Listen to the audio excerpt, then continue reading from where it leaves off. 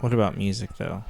Like, what's like a record people should like know? Like, before you die, you gotta listen to this album or this band, at least this song.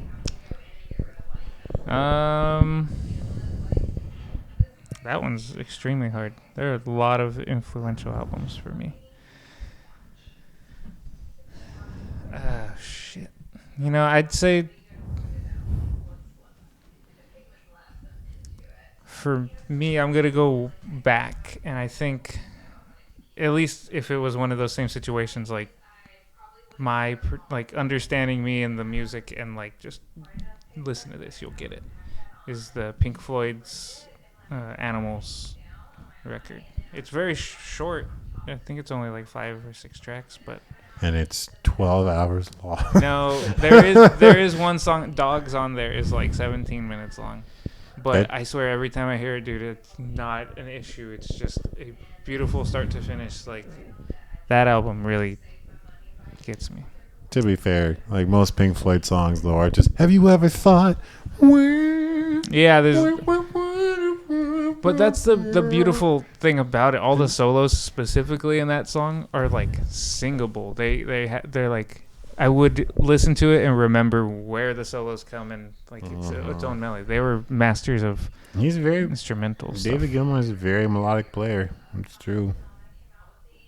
That stuff. Damn, that's a good album. Even the bookends of it are just little tiny. The Pigs on the Wing stuff is just nothing with acoustic guitar and singing. That's it. But what do you need? It really sandwiches it all together very well. So it's a impressive package, an absolute unit, one might say.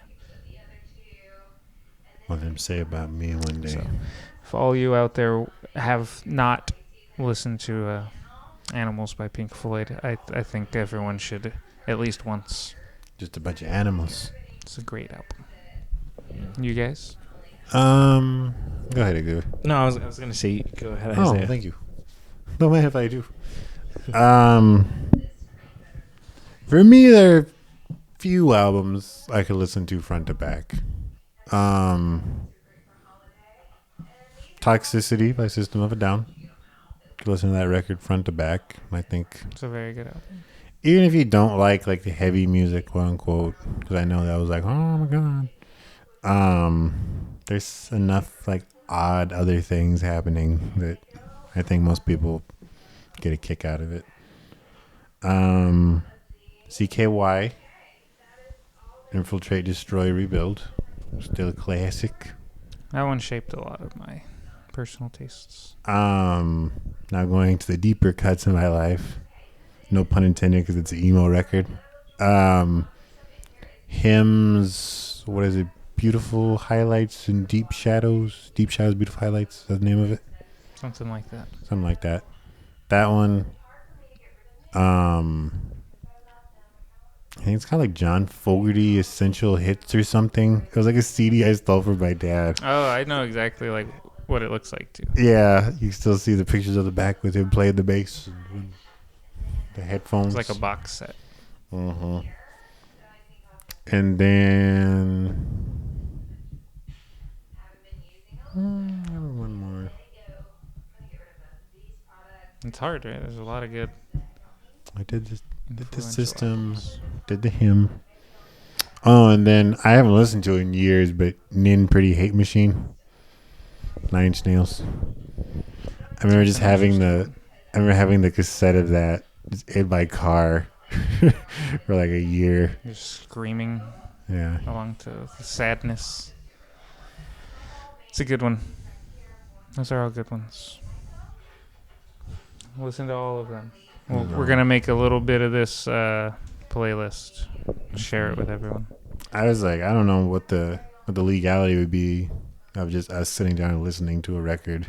No, that was actually, I was going to bring this off the air, but with the app that we put the podcast out with, we can actually incorporate music, and it's like fine. Like you can actually pull. It's because the app's owned by Spotify, and Spotify has a feature where you can actually just put the songs in, and like it's all kosher.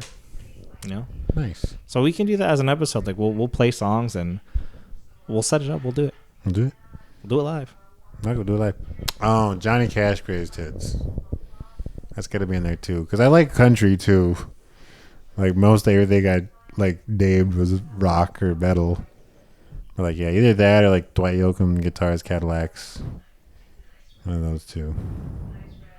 Some of the older country. Mm-hmm. How about you? There's a lot. They're so far out what you guys had said. They're like it's all pop music. I don't kink shame. No king shame at all. Only thing that defines if it's pop is how much it sells, baby boy. Mm-hmm. The Fame Monster and The Fame. Those are like two solid pop records. Lady Gaga's first two albums. Like the hits, they're like conception, the artwork, is everything about it. It's like yes. Like it's just so a perfect art piece. And they're like two parts that like work that she made them like they're two parts, they're two halves. Like it's just it's amazing. Listen to it. Like if you don't like it's more than like it's art. It really is art. I think those are two of the few CDs I still like physically own. The Fame and the Fame Monster. What was the tour she went on like right after the second one came out? The Monster Ball. The Monster Ball? 'Cause Yeah. I remember just watching that on MTV. And there's a part where a giant like inflatable monster comes out. She's like, "Oh no, it's the Fame Monster!" And then it eats her. Like they show her like going through its intestine, like shitting her out or something. I guess. yeah. Well, first it rips her clothes off, then it eats her. Weird that horny teenage me didn't remember that part. All right, she was like, "Oh no, it's taking off my clothes," and then it rips off her dress. Sounds like But a even that monster. tour, it's there. You can watch it online. That tour was Look it up. amazing. Another record I would recommend is Taylor Swift's 1989. It was her first like full like pop record. She was like no country, nothing at all. Like, this is a pop album, and it was like it won album of the year.